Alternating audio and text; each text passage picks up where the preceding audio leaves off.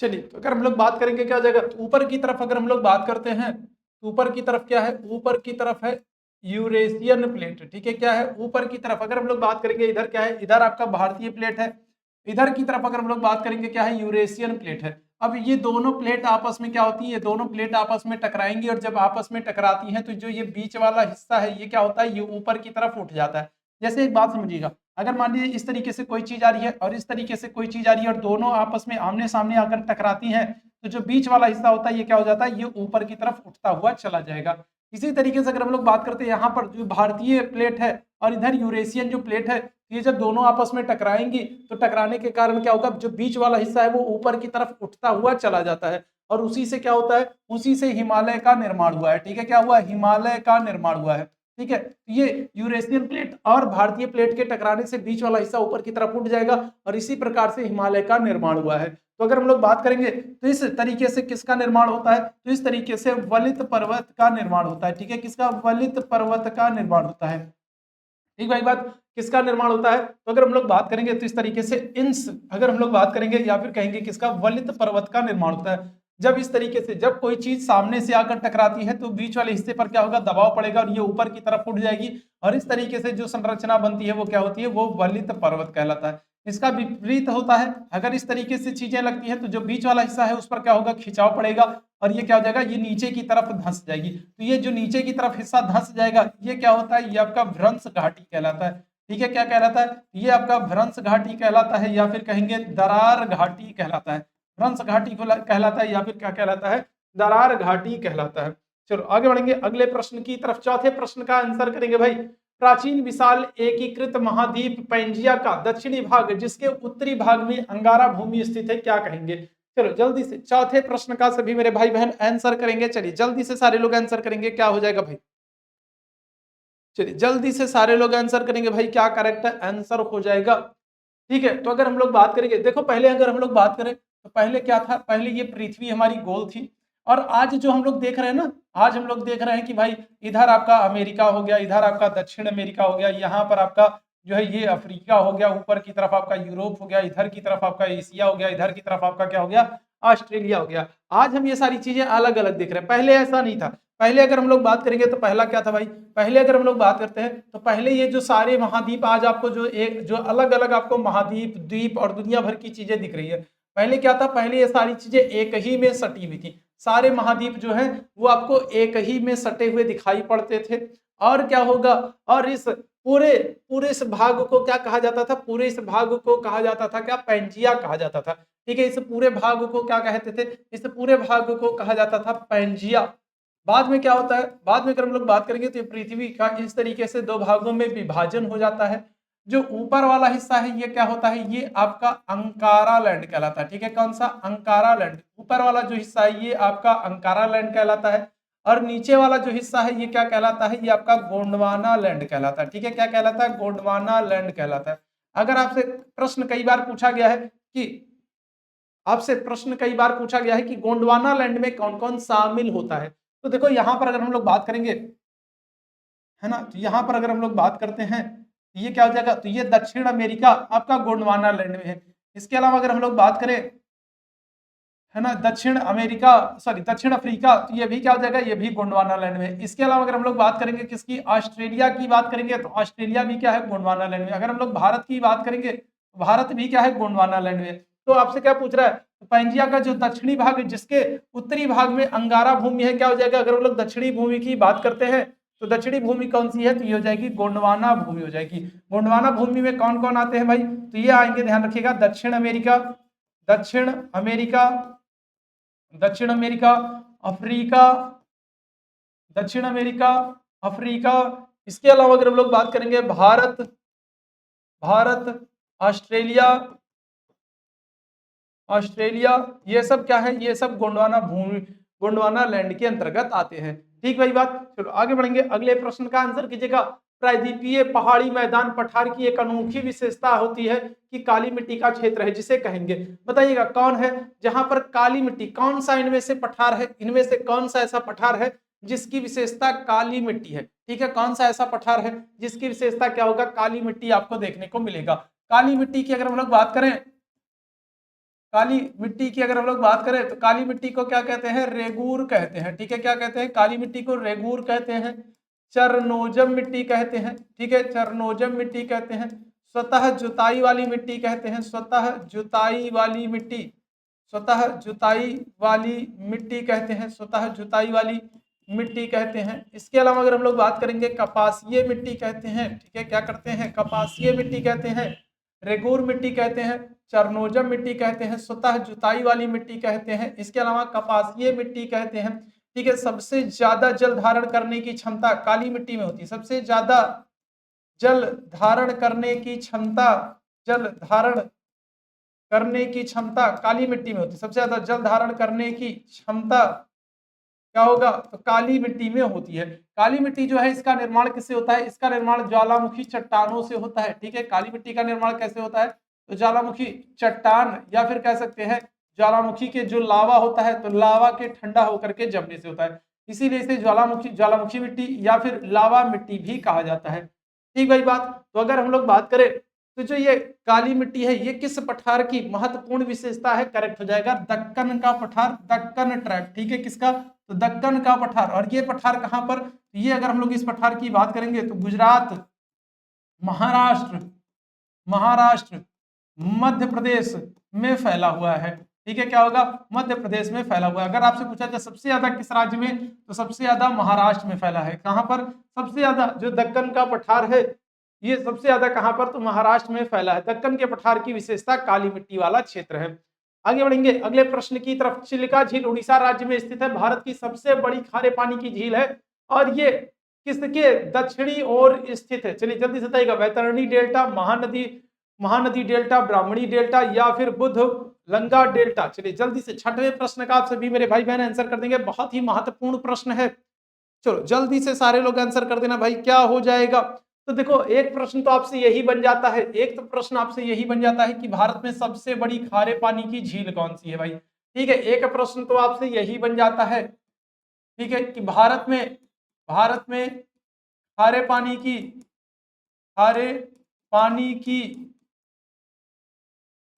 खारे पानी की सबसे बड़ी खारे पानी की सबसे बड़ी लैगून झील कौन सी है, भारत में खारे पानी की सबसे बड़ी लैगून झील कौन सी है। तब आप आंसर क्या करोगे, तो आप आंसर करोगे चिल्का झील। कौन सी हो जाएगी, तो चिल्का झील। एक प्रश्न आपका यही बन गया। दूसरा प्रश्न आपका क्या बन जाएगा कि किस राज्य में है चिल्का झील, किस राज्य में है, क्या होगा, उड़ीसा में है। कहां पर है भाई, उड़ीसा में।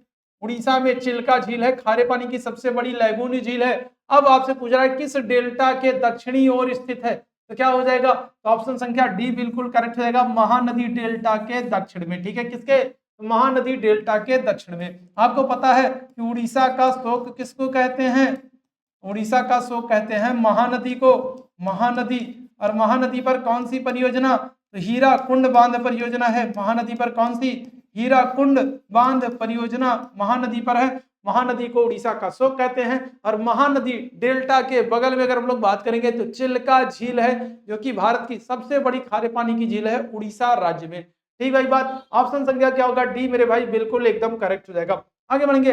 भारत के governor general Lord William Bentinck ने सती प्रथा को समाप्त करने का कार्य समाप्त करने हेतु एक कानून पारित किया था। कब किया था, चलिए जल्दी से बताइएगा। तो एक बात तो याद रखिएगा कि जो ये विलियम बेंटिक हैं, विलियम बेंटिक जो हैं 1828 से लेकर के 1835 विलियम बेंटिक का समय है। और ये जो विलियम बेंटिक हैं इन्हीं के समय में क्या हुआ है, सती प्रथा समाप्त हुआ है। एक बात तो ये कंफर्म है, एक बात तो ये क्लियर है कि सती प्रथा का जो अंत है ना, सती प्रथा का जो अंत है, देखिए यहाँ पर लिखा हुआ है स्पष्ट शब्दों में कि लॉर्ड विलियम बेंटिक ने क्या किया है, सती प्रथा को समाप्त करने के लिए कानून पारित किया है। तो एक बात तो कंफर्म है कि जो ये सती प्रथा है ये समाप्त होगा किसके समय में, विलियम बेंटिक के समय में समाप्त होता है। समय क्या है, 1828 से लेकर के 1835। इन्हीं के समय में क्या होगा, 1828 में ब्रह्म समाज की स्थापना होगी। ठीक है, किसकी, ब्रह्म समाज की स्थापना होगी। और ब्रह्म समाज आपको पता है किसने स्थापना किया है, तो ब्रह्म समाज की स्थापना किया है राजा राम मोहन राय ने। राजा राम मोहन राय ने क्या किया है, तो ब्रह्म समाज की स्थापना की है। और इन्हीं के प्रयासों से क्या होगा, इन्हीं राजा राम मोहन राय के प्रयासों से विलियम बेंटिक 1829 में क्या कर देंगे, 1829 में सती प्रथा को धारा कौन सी, धारा 17 से क्या कर देंगे, सती प्रथा को प्रतिबंधित कर देते हैं। ऑप्शन संख्या सी जितने मेरे भाई बहन आंसर करेंगे बिल्कुल करेक्ट रहेंगे। विलियम बेंटिक के समय में ही, याद रखिएगा, इन्हीं के समय में 1833 का एक्ट आता है। विलियम बेंटिक के समय में 1833 का एक्ट आता है और इस एक्ट के द्वारा विलियम जो बेंटिक हैं, विलियम बेंटिक को भारत का पहला गवर्नर जनरल बनाया जाता है। विलियम बेंटिक को भारत का पहला गवर्नर जनरल बनाया जाता है। भारत का पहला गवर्नर जनरल किसको बनाया जाता है, तो भारत का पहला गवर्नर जनरल विलियम बेंटिक को बनाया जाता है। किस एक्ट से, तो 1833 के एक्ट से। किस एक्ट से, 1833 के एक्ट से विलियम बेंटिक को भारत का पहला गवर्नर जनरल बनाया जाएगा, याद रखिएगा। इसके अलावा विलियम बेंटिक जो है, इन्होंने कर्नल स्लीमैन के माध्यम से, कर्नल स्लीमैन के माध्यम से ठगी प्रथा का भी अंत करवाया था। ठीक है, क्या किया था, तो ठगी प्रथा का भी अंत करवाया था। ठगी प्रथा का भी अंत जो है वो किसके, कर्नल स्लीमैन के माध्यम से, इन्हीं विलियम बेंटिक के समय में होता है। आगे बढ़ेंगे अगले प्रश्न की तरफ। गुरु गोविंद सिंह ने वैसाखी दिवस को आनंदपुर साहिब में सिखों की सामान्य बैठक बुलाई और खालसा की स्थापना की। एक बात तो कंफर्म है, एक प्रश्न आपका यहीं से क्लियर हो जा रहा है कि जो ये खालसा है इसकी स्थापना किसने की थी, गुरु गोविंद सिंह जी ने की है। प्रश्न कई बार पूछा गया है कि खालसा की स्थापना किसने की है, तो खालसा की स्थापना किसने की है, गुरु गोविंद सिंह जी महाराज ने की है। चलो जल्दी से बताइएगा। तो देखो 1679 में क्या होगा, 1679 में औरंगजेब ने फिर से जजिया कर लगवा दिया। क्या कर दिया, फिर से जजिया कर लगवा दिया। औरंगजेब की बात करेंगे तो औरंगजेब ने क्या कर दिया है, तो औरंगजेब ने फिर से जजिया कर लगवा दिया। 1679 में अगर हम लोग बात करेंगे तो औरंगजेब ने क्या किया है, फिर से जजिया कर लगवा दिया 1679। यहाँ पर तो सारे ऑप्शन ही गलत हैं, है ना, यहाँ पर तो सारे ऑप्शन ही गलत है। करेक्ट आंसर जो होगा वो क्या होगा, वो हो जाएगा भैया, इसको कर लो 1699। ठीक है, क्या कर लो, 1699। ऑप्शन संख्या क्या हो जाएगा, सी बिल्कुल करेक्ट जाएगा। जो गुरु गोविंद सिंह जी महाराज हैं ये सिखों के क्या है, तो ये सिखों के 10वें गुरु हैं। ठीक है, क्या है, सिखों के 10वें गुरु हैं गुरु गोविंद सिंह जी महाराज, 10वें गुरु हैं और अंतिम गुरु हैं। ठीक है, क्या है, और अंतिम गुरु हैं। और इन्होंने क्या किया था, इन्होंने 1699 में खालसा पंथ की स्थापना की थी। ठीक है, यहाँ पर सभी ऑप्शन गलत थे, मैंने एक ऑप्शन बना दिया है। करेक्ट आंसर क्या होगा, 1699 में खालसा पंथ की स्थापना करते हैं कौन, गुरु गोविंद सिंह जी महाराज। ऑप्शन संख्या क्या हो जाएगा, सी यहाँ पर भैया बिल्कुल एकदम करेक्ट हो जाएगा। चलो आगे बढ़ेंगे अगले प्रश्न का आंसर करना, नए प्रश्न की तरफ। एलन ऑक्टेवियन ह्यूम जो कि एक सेवानिवृत्त अंग्रेज आईसीएस अधिकारी थे, ने किस वर्ष भारतीय राष्ट्रीय संघ का निर्माण किया।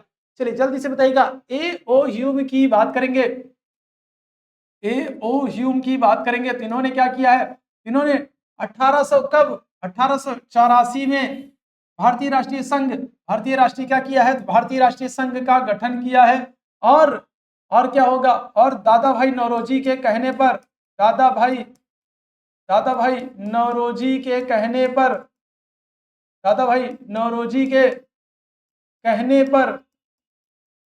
पर दादा भाई नौरोजी के कहने पर क्या होगा, इसका नाम बदल करके भारतीय राष्ट्रीय कांग्रेस कर दिया जाएगा। ठीक है, क्या कर दिया जाएगा, भारतीय राष्ट्रीय कांग्रेस कर दिया जाएगा। ठीक है, और इसकी स्थापना कब होती है, स्थापना 28 दिसंबर 1885 को होती है। कौन करेंगे, तो ए.ओ. ह्यूम इसकी स्थापना करते हैं। अब दिए गए विकल्प में 1885 नहीं है तो हम 1884 को सही मानेंगे। ठीक है, बाकी अगर हम लोग बात करते हैं भारतीय राष्ट्रीय संघ की या भारतीय राष्ट्रीय कांग्रेस, जिसका नाम आगे चल करके भारतीय राष्ट्रीय कांग्रेस हो गया, तो किसके कहने पर किया गया था, तो दादा भाई नौरोजी के कहने पर भारतीय राष्ट्रीय संघ का नाम बदल करके भारतीय राष्ट्रीय कांग्रेस किया गया है। स्थापना होती है 28 दिसंबर 1885 को।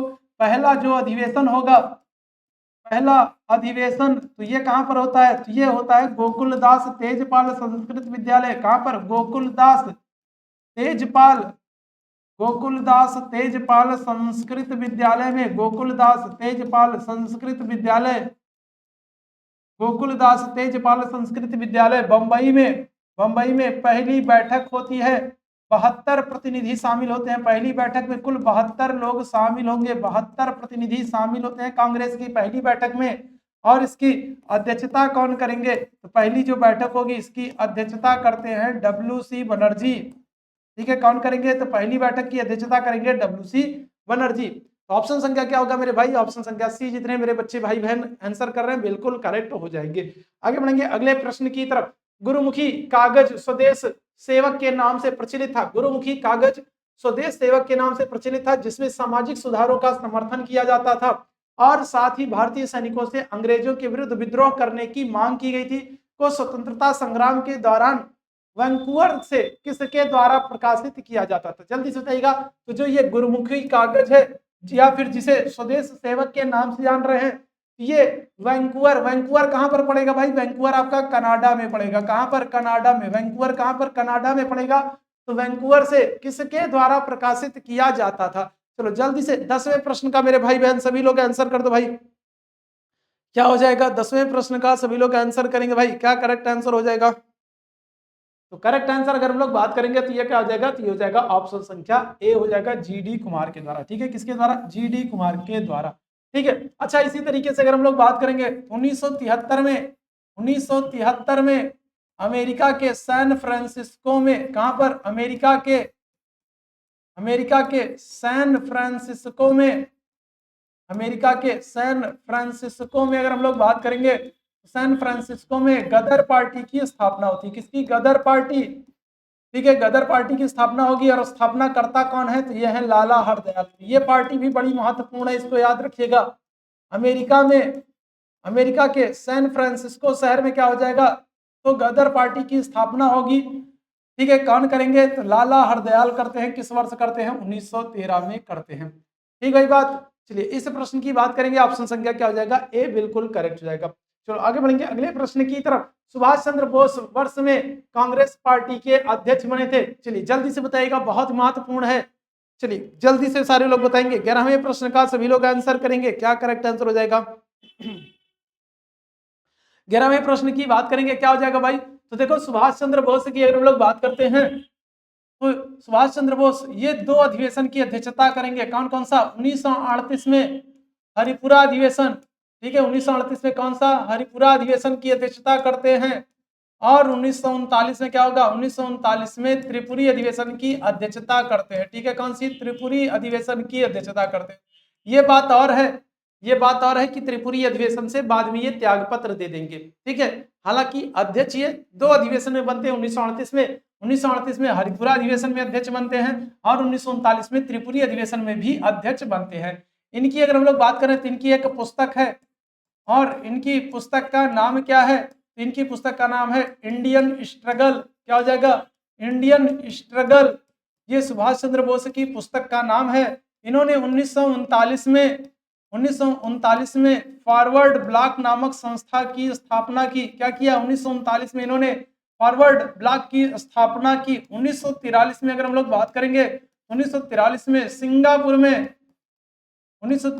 सिंगापुर में INA Indian national army Azad Hind फौज का क्या करते हैं? गठन करते हैं 1943 में। यहीं से ये क्या करेंगे? राष्ट्र को एक संदेश समर्पित करेंगे और गांधी जी को क्या करेंगे? गांधी जी को राष्ट्रपिता कहते हैं। क्या कहेंगे? यहीं पर ये राष्ट्र के नाम एक संदेश देते हैं और इसी संदेश में क्या करेंगे? ये गांधी जी को राष्ट्रपिता कहेंगे। यहीं पर ये क्या करेंगे? ये नारा देंगे, तुम मुझे क्या करो? तुम मुझे खून दो मैं तुम्हें आजादी दूंगा। तुम मुझे खून दो, है ना? तुम मुझे खून दो मैं तुम्हें क्या करूंगा? मैं तुम्हें आजादी दूंगा। तुम मुझे खून दो मैं तुम्हें आजादी दूंगा। सुभाष चंद्र बोस ने यहीं पर कहा था। इसके अलावा दिल्ली चलो का नारा भी सुभाष चंद्र बोस ने क्या किया था? यहीं पर दिया था। ठीक है, तो ऑप्शन संख्या क्या हो जाएगा? बी हमारा बिल्कुल करेक्ट हो जाएगा, 1938 हरिपुरा अधिवेशन। चलो आगे बढ़ेंगे। किस वर्ष में ईस्ट इंडिया कंपनी के जहाजों ने सूरत के पास स्थित सैली एस्चुरी में पुर्तगालियों को पराजित किया था? चलिए जल्दी से सारे लोग आंसर करेंगे भाई। क्या करेक्ट आंसर हो जाएगा? चलिए जल्दी से सारे लोग आंसर करेंगे। तो स्वैली की अगर हम लोग बात करेंगे, स्वैली का जो युद्ध होता है, स्वैली का युद्ध जो होता है, तो इस युद्ध की अगर हम लोग बात करेंगे तो इस युद्ध में अंग्रेज क्या करते हैं, अंग्रेज जो हैं ये किसको पराजित करेंगे, तो अंग्रेज पुर्तगालियों को पराजित करते हैं। किसको, पुर्तगालियों को पराजित करते हैं। ठीक है, क्या करते हैं, अंग्रेज जो है ये पुर्तगालियों को पराजित करते हैं। चलिए जल्दी से सारे लोग 12वें प्रश्न का आंसर करेंगे भाई, क्या करेक्ट आंसर हो जाएगा। चलिए जल्दी से सारे लोग आंसर कर देंगे। तो स्वैली की अगर हम लोग बात करेंगे तो स्वैली का युद्ध ये कब हो जाएगा, तो ये होगा ऑप्शन संख्या सी 1612 में। ठीक है, कब होगा, तो स्वैली का जो युद्ध है ये होगा 1612 में। और इस युद्ध में क्या होगा, अंग्रेज जो है ये पुर्तगालियों को पराजित कर देते हैं। अगर हम लोग बात करें 1759 में, 1759 में क्या होगा, वेदरा का युद्ध होगा। ठीक है, वेदरा युद्ध होगा। और इस युद्ध में अंग्रेज क्या करेंगे, अंग्रेज डचों को पराजित कर देंगे। किसको, अंग्रेज डचों को पराजित कर देंगे। अंग्रेजों की बात करें तो अंग्रेज क्या करेंगे, तो ये डचों को पराजित कर देते हैं। दोनों युद्ध याद रखिएगा, स्वैली का युद्ध और अगर हम लोग बात करेंगे किसका, वेदरा का युद्ध, दोनों युद्ध आप याद रखेंगे। आगे बढ़ेंगे अगले प्रश्न की तरफ। एडमिरल कप किस से संबंधित है, बताइएगा। एडमिरल कप की बात करेंगे, ये किस खेल से संबंधित है।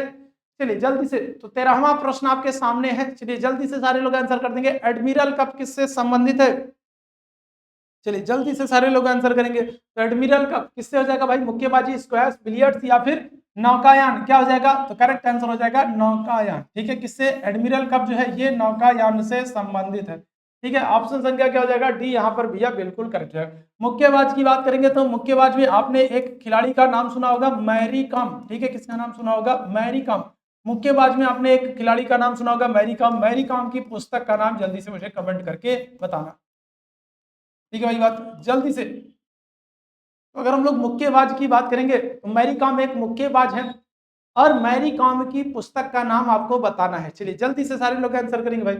अगले प्रश्न का आंसर करेंगे, भारत का कौन सा राष्ट्रपति निर्विरोध चुना गया था, बताइएगा। निर्विरोध निर्वाचित होने वाले भारत के कौन से राष्ट्रपति हैं, राजेंद्र प्रसाद, राधाकृष्णन, KR नारायणन या फिर N संजीवा रेड्डी। भारत के कौन से राष्ट्रपति हैं जो निर्विरोध चुने गए थे। ठीक है, अगर आपसे पूछा जाए कौन से राष्ट्रपति हैं जो 2 बार मतगणना होगी, जिनकी क्या होगा, जो 2 बार मतगणना जिनके लिए करानी पड़ी। अगर आपसे पूछा जाए कौन से राष्ट्रपति जिनके लिए 2 बार मतगणना, तो वो कौन है, तो वो है VV गिरी। ठीक है, क्या होगा, VV गिरी। और ये पहले कार्यवाहक राष्ट्रपति भी थे, भारत के पहले कार्यवाहक राष्ट्रपति कौन थे, तो वो भी VV गिरी ही थे। ठीक है, आपसे पूछा जाए कौन से राष्ट्रपति निर्विरोध चुने गए हैं, ये क्या हो जाएगा, ऑप्शन संख्या डी हो जाएगा, N संजीवा रेड्डी। ठीक है, कौन जाएंगे, तो N संजीवा रेड्डी जो है ये भारत के क्या है, निर्विरोध चुने जाने वाले राष्ट्रपति हैं भाई। ठीक है, और ये कैसे राष्ट्रपति हैं जो क्या थे, जो पूर्व में लोकसभा अध्यक्ष थे। ठीक है, क्या थे, लोकसभा अध्यक्ष थे। एक ऐसे राष्ट्रपति जो लोकसभा अध्यक्ष थे और यहाँ से डायरेक्ट ये राष्ट्रपति पद के लिए जो है चुनाव लड़ते हैं और निर्विरोध चुन लिए जाते हैं। VV गिरी 2 बार मतगणना कराने वाले पहले राष्ट्रपति VV गिरी, पहले कार्यवाहक राष्ट्रपति भी कौन हो जाएंगे, VV गिरी हो जाएंगे। ठीक है, चलिए आगे बढ़ेंगे, अगले प्रश्न का आंसर करेंगे। आवश्यकता विहीनता के सिद्धांत के प्रतिपादक कौन है, कौन सा अर्थशास्त्री है जिसने क्या किया है, जिसने आवश्यकता विहीनता का सिद्धांत दिया। नीलकंठ रथ ने दिया, JK मेहता ने दिया, VN गाडगिल ने दिया या फिर अमर्त्य सेन दिया। चलिए जल्दी से देगा। देखो, अर्थशास्त्र का अगर जनक पूछा जाए, है ना, अर्थशास्त्र के पिता अगर पूछा जाए कि फादर ऑफ इकोनॉमिक्स किसको कहते हैं, तो क्या होगा, फादर ऑफ इकोनॉमिक्स कहते हैं एडम स्मिथ को। किसको कहते हैं, एडम स्मिथ को कहते हैं। और इनकी पुस्तक का नाम क्या है, इनकी पुस्तक का नाम है वेल्थ ऑफ नेशंस। क्या हो जाएगा, वेल्थ ऑफ नेशंस, है ना, ये एडम स्मिथ की पुस्तक का नाम है, अर्थशास्त्र के पिता माने जाते हैं। अगर आपसे पूछा जाए अमर्त्य सेन, तो ये पहले भारतीय अर्थशास्त्री हैं, पहले भारतीय अर्थशास्त्री हैं, पहले भारतीय अर्थशास्त्री जो क्या होगा, जिन्हें नोबेल मिलेगा, पहले भारतीय अर्थशास्त्री जिन्हें क्या करते हैं, जिन्हें नोबेल पुरस्कार मिलेगा। कब मिलेगा, 1998 में। 1998 में अमर्त्य सेन पहले भारतीय अर्थशास्त्री जिनको क्या होगा, नोबेल पुरस्कार मिलेगा। आवश्यकता विहीनता का सिद्धांत किसने दिया है, JK मेहता ने दिया है। किसने, JK मेहता ने दिया है। ऑप्शन संख्या क्या हो जाएगा, बी यहाँ पर भैया बिल्कुल एकदम करेक्ट हो जाएगा। आगे बढ़ेंगे 16वें प्रश्न का आंसर करेंगे।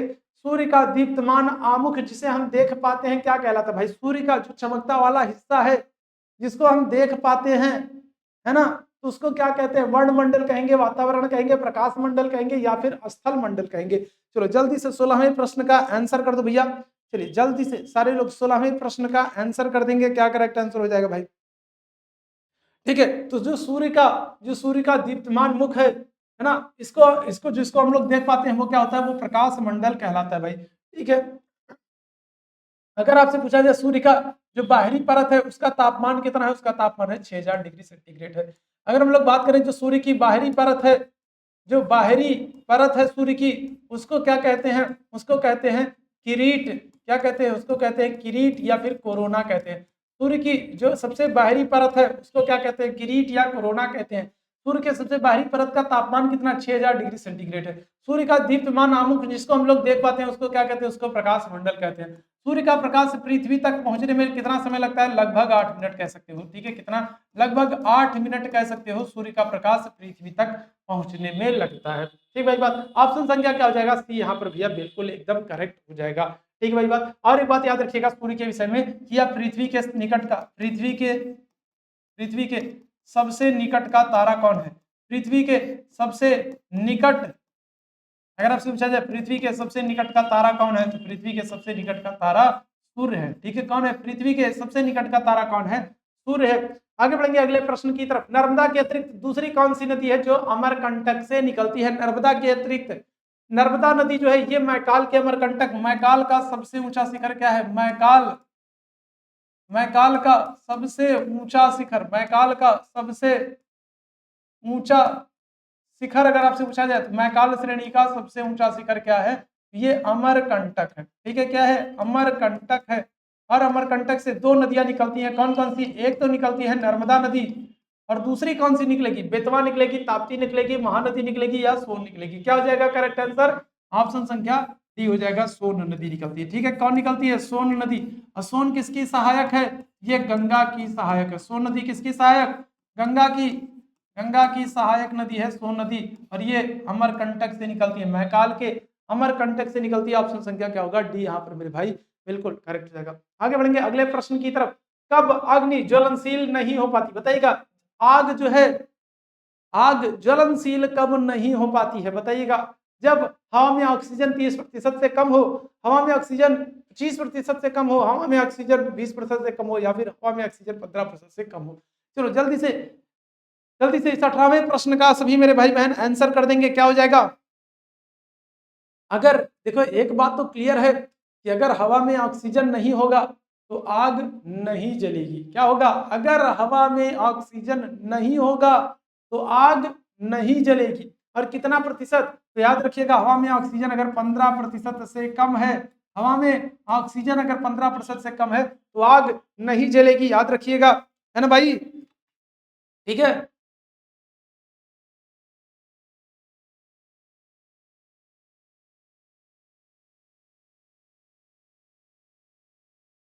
अगर हवा में अगर ऑक्सीजन की मात्रा 15% से कम है तो आग नहीं जलेगी। याद रखिएगा भाई, आग के जलने के लिए ऑक्सीजन का होना आवश्यक है। और अगर बुझाने की बात हो तो आग को बुझाने के लिए किसका इस्तेमाल करेंगे? तो बुझाने के लिए CO2 का।